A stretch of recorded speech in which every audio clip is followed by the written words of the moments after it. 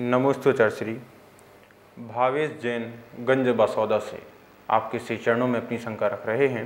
हे गुरुदेव, कहते हैं जिन जीवों को मोक्ष की प्राप्ति होती है वह बहुत ही भव्य जीव होते हैं, लेकिन जब मोक्ष प्राप्त हो जाता है तो उनकी भव्यता क्यों समाप्त हो जाती है? ऐसा क्या होता है कि उनकी भव्यता मोक्ष पाने के बाद समाप्त हो जाती है? कृपया मेरी शंका का समाधान करें। भगवान महावीर स्वामी ने दो प्रकार के जीव कहे, एक भव्य और एक अभव्य। ठीक है ना।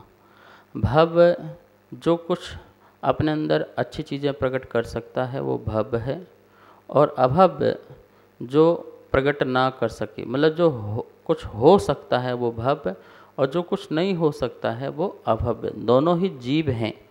जैसे कि भव्य है वो सच्ची श्रद्धा प्रकट कर सकता है, सच्चा ज्ञान प्रकट कर सकता है, और सच्ची श्रद्धा और चारित्र प्रकट कर सकता है।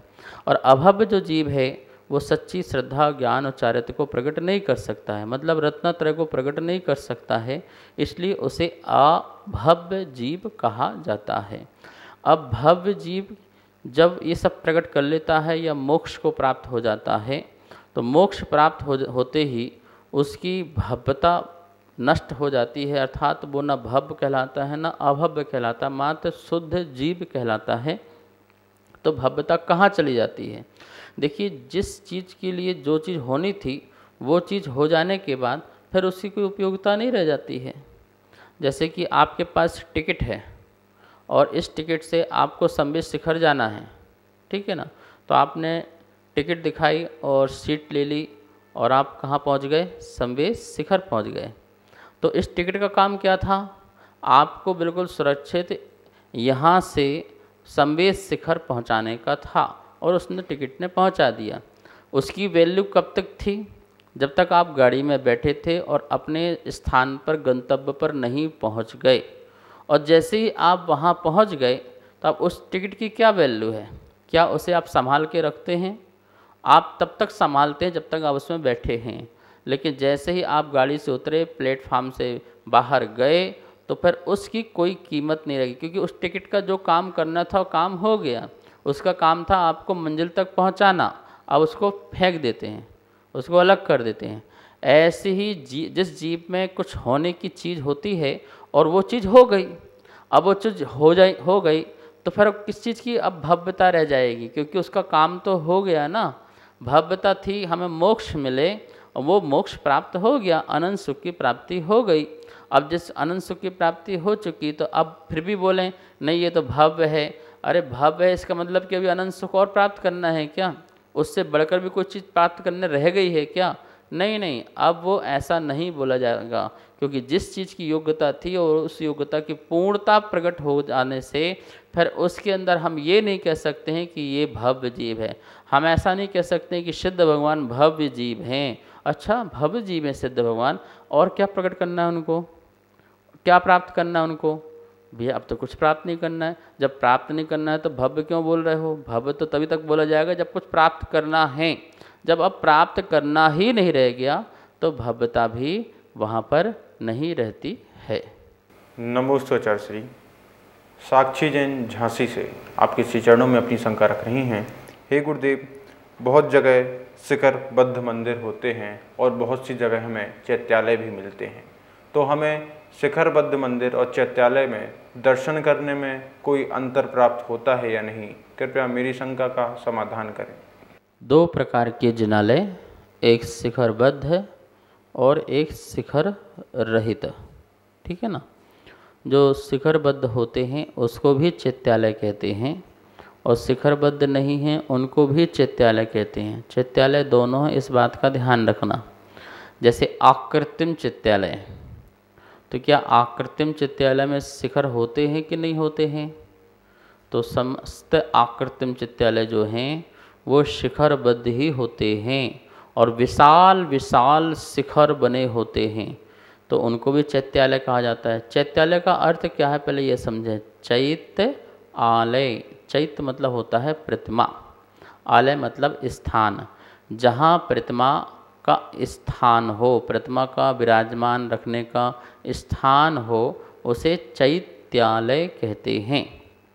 अब वो चैत्यालय जो है जब गृह चैत्यालय जो होता है, गृह मतलब घर में रहने वाला जो चैत्यालय होता है उसमें शिखर नहीं बनाते हैं। चैत्यालय वो भी है, आपका जो सामाजिक मंदिर बना है शिखरबद्ध वो भी चैत्यालय है, लेकिन वो कैसा बना हुआ है, वो शिखर से सहित है। लेकिन घर का जो चैत्यालय है, गृह चैत्यालय जो है, उसमें क्या नहीं है, उसमें शिखर नहीं है। अब शिखर की बात क्या है, उसमें है और उसमें नहीं है। देखिए कहीं कहीं गृह चैत्यालय में भी शिखर होते हैं, लेकिन वो गृह चैत्यालय बिल्कुल मकान से अलग होते हैं, तो उसमें क्या होते हैं, शिखर होते हैं। लेकिन यदि अपने मकान के अंदर ही बना हो तो फिर उसमें शिखर नहीं होना चाहिए, इस बात का ध्यान रखना है। शिखर और शिखर में कलश और कलश के ऊपर ध्वज।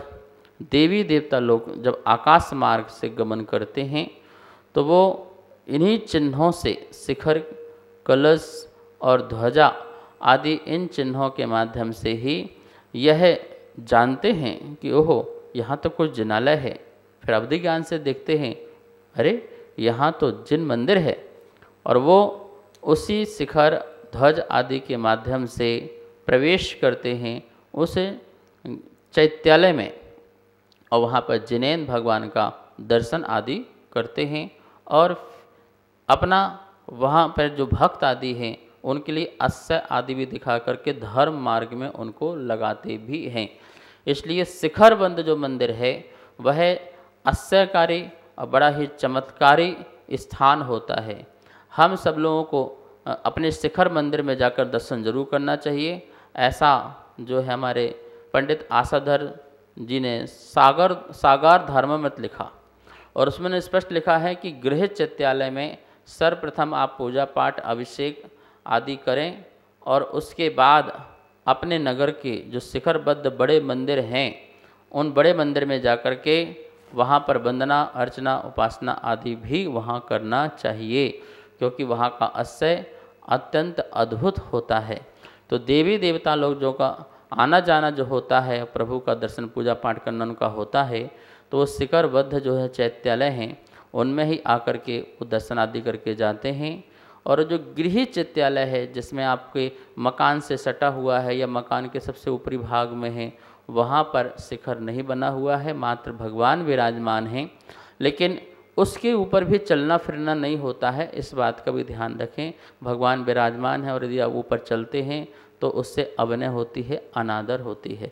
तो शिखरबद्ध चैत्यालयों के दर्शन करने से अचिंत फलों की प्राप्ति हुआ करती है। सभी को सादर जय जिनेंद्र। पूज्य गुरुदेव के मुखारविंद से आप सभी की शंकाओं का नित्य समाधान आगम के अनुसार किया जा रहा है, और ये इसका प्रसारण आदिनाथ टीवी चैनल के माध्यम से हो रहा है। अगर आपके मन में किसी भी प्रकार की कोई भी शंका है तो आप हमें नीचे दिए गए नंबर पर बेझिझक भेज सकते हैं, और आपकी शंका का समाधान पूज्य गुरुदेव के मुखारविंद से आदिनाथ टीवी चैनल के माध्यम से किया जाएगा। तो आप हमें अपनी शंकाएं भेजें और पूज्य गुरुदेव के मुखारविंद से अपना समाधान पाएं और अपनी शंका का समाधान करें। जय जिनेंद्र। इस कार्यक्रम के पुण्यार्चक थे